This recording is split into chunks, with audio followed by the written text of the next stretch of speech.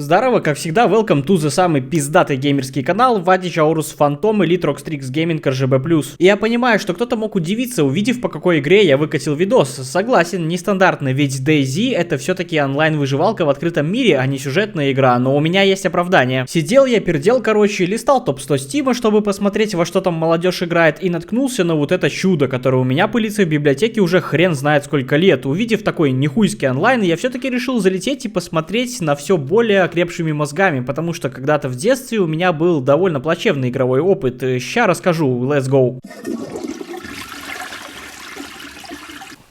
Хотелось бы начать с того, что игра вышла в свет в 2013 году. Комьюнити восприняло ее довольно тепло, да и вообще это был просто успешный успех настолько, что складывалось впечатление, как будто разрабы прошли марафон желаний от Елены Блиновской. Но несмотря на оглушительный успех на старте, со временем игра все-таки начала чахнуть, потому что она была в раннем доступе, а разрабы будто забили и обнов не было долгое время. Примерно в этот период я и наткнулся на эту игру в Стиме. Был тогда школьником, увидел, что есть зомби, да и логотип классный. Уже на этом этапе я хотел сделать shut up and take my money. А когда увидел, что она куплена у моего кореша, и он еще начал рассказывать, какой там ультрареализм, так я вообще спать не мог ночами. Настолько мне хотелось купить игру, но ценник в 35 американских долларов был настолько безжалостный, что я даже не знал, что соврать маме, чтобы она дала мне такую сумму. Но мне знатно повезло, когда на дыры подарили ровненько 35 американских долларов. Я моментом побежал на Kiwi терминал, чтобы задонатить, и с каким же довольным ебанчелом я скачивал DayZ, вы себе не можете представить. Так же, как и не можете представить мое разочарование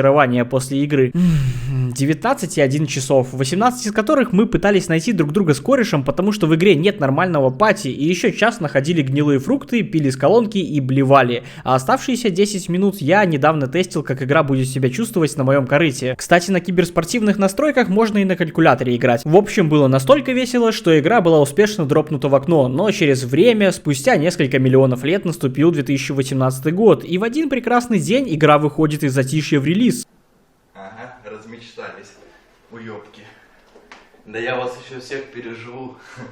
С огромным патчем на несколько квинтиллионов эксабайт. Естественно, мы с корешем пошли тестить все это дело, и на первый взгляд подтянули графику и немного поменяли управление, а наш геймплей никак не изменился, все так же просто бегали, искали друг друга и блевали возле колонки, поэтому игра снова сделала паунс в окно. Но сейчас на дворе 2023, я уже взрослый, уверенный в себе мужчина и готов посмотреть на игру менее казуальным взглядом, чем это было в школьные годы. И для начала поясню за выбор сервера, потому что это первое, с чем придется столкнуться при входе в игру. Обычно для новичков рекомендуют играть на PvE серверах, потому что там игроки не могут гасить друг друга, и благодаря этому можно вообще без каких-либо проблем исследовать карту, механики и возможности. Но для этого придется найти подходящий сервер в лаунчере и, скорее всего, установить парочку модов. Все делается парой нажатий, с этим нет никаких проблем, поверьте, это самое казуальное, что есть в этой игре. Ну а если вы, пацаны, любите, когда вам бьют по яйцам, то можно смело, как я, отправляться на официальные сервера. И вот вы уже в игре, никто ничего не поясняет, нет никакой карты, что вообще делать, все правильно. Смотреть гайды на все просто, даже на управление, ведь оно тут настолько классное, что я быстрее понял, как ломать щи курткой, а не как надеть ее. Да и в принципе, чтобы хоть примерно осознавать, что происходит, придется все-таки посмотреть гайды. А у игры возможностей дохуя и трошки, и ща пройдемся по всем пунктам. Ну или не по всем, потому что реально много всего и могу что-то упустить. И прежде всего хочу пояснить за мир. Все действие происходит на территории выдуманной постсоветской страны Черноруссия, и это гениальный ход со стороны разработчиков, потому что, во-первых, выбрав такой сеттинг, можно просто тыкнуть в любое место на карте России и сиди себе перерисовывай. Во-вторых, будет прям нужная атмосфера уныния, серости и разрухи. Остается только Doomer Music подрубить, добавить в волюме и будет прям конфетка. Ну а теперь гайд, как хорошо ориентироваться на карте. Если ты зареспавнился в каком-нибудь поселке, поздравляю, тебе повезло. Просто надо выйти на край села, узнать, как оно называется, и открыть карту на телефоне, и можно уже как-то решать, что куда пойти. Но вот если тебя зареспавнило где-то в лесу, то, к сожалению, придется побегать. Рано или поздно наткнешься на какой-нибудь Урино-Карлинск, а оттуда уже можно начинать свой путь воина. И, кстати, чем глубже заходить в карту, тем лучше будет лут, но про это позже. Для начала нужно выжить на старте, а значит нужно выучить дюдзуцу, чтобы в случае чего ломать челюхи зомбакам без потери здоровья, а чтобы прям минимизировать столкновение, я рекомендую лутаться в приседе, так персонаж становится менее заметным. Но в плане лута самое первое и простое — это одежда, которая будет согревать, чтобы персонаж не заболел каким-нибудь COVID-19. И поскольку пул шмота довольно разнообразен, даже модники, как я, найдут для себя что-нибудь что-нибудь по вкусу. Походил немного по домам, нашел юбку, тишку, шузы, и вот уже можно давать интервью в центре Москвы, как ты круто закупился в галерее. Эта кофта, я не знаю, сколько стоит точно, около 5.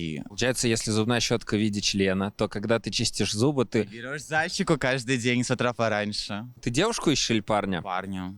Парня, да? Но что делать, когда ты уже модно одет? Скорее всего, большинство игроков будет искать хрючего, но являясь киберспортсменом по выживанию в DayZ, я хочу заявить, что это ошибка, так как еду не то чтобы просто найти, есть другой и к тому же более интересный метод. При лутании шмота, вероятнее всего, должно было найти что-нибудь острое, даже банально какой-нибудь камень, из которого можно сделать нож. Так вот, для начала ищем любителей играть в шутеры на геймпаде. Обычно проблем с их поиском нет, так как они находятся в каждой деревне и выдают себя своим кукареканьем, что автоприцеливание им только мешает. Остается споймать этого гада и немного подрихтовать, чтобы получить кости и куриную филейку, после чего из его костей скрафтить рыболовный крючок, можно еще нож, если вдруг вы его не нашли, а дальше дело за малым, из тряпок забабахать веревку и найти в лесу палку, вот и самодельная удочка готова. Теперь можно заняться рыбалкой, примерно за минутку вы получите свою скумбрию. И тут даже есть фишка, как в мультиках, типа словить ботинки вместо рыбы, за что как бы 12 из 10. В итоге получается, немного помакав свой крючок в любой луже, можно наловить себе неплохой запас еды, которую можно приготовить в любом месте благодаря самодельному костру из коры и палок. Только есть одно но. Все разделывать и трогать желательно в перчатках, а перед трапезой их снимать, чтобы руки были чистые и не было вероятности подхватить какой-нибудь спидорак. Конечно, в любом случае вы что-нибудь подхватите, это прям канон этой игры, но если соблюдать хотя бы правила, что я описал выше, можно обойтись лишь простудой. Но перед тем, как рассказывать о медицине, хотелось бы затронуть охоту как способ добычи мяска. Но это уже знаете, для богатых, у которых есть винтовочки, к тому же бонусом животных падает шкура, из которой можно делать шмоточки, но для этого нужна известь и набор кочевника, что как бы дороговато, так что этим проще заниматься на более поздних стадиях игры, так как лута уже излишек. Теперь же, зная про более эффективные способы добычи еды, чем просто лутаться, вы уже на полшишечки готовы отправляться вглубь карты. А почему на полшишечки? Потому что помимо голода можно еще откинуться от какой-нибудь болезни, например, от отравления или заражения крови. Лечится все это дело пилюлями тетрациклина, которых в начале с вероятностью 99,9% вы не найдете. Именно поэтому нужно стараться все кушать чистыми руками и получать минимум порезов, но если вдруг вы что-то из этого подцепили, это кресты, вариант лечения только один.